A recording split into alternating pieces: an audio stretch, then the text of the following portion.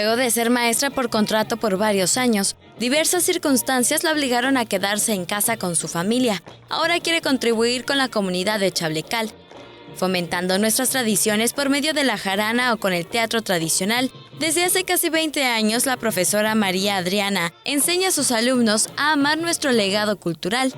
También tiene presente que por medio de sus clases aleja a los jóvenes de las drogas, evita embarazos prematuros en jóvenes y otros aspectos que impiden gozar de la vida. Yo me siento muy feliz porque enseño de lo que yo aprendí y estoy aprendiendo más y les he enseñado demasiado a ellos.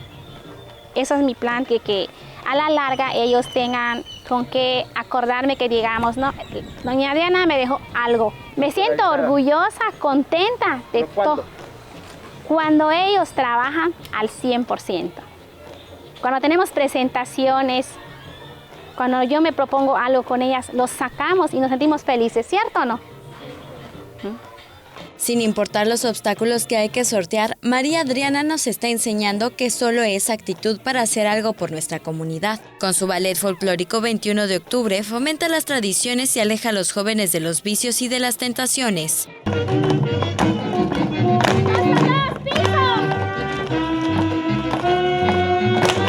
Con imágenes de Juan Velázquez, el reporte de Álvaro Martínez, Teleyucatán te informa.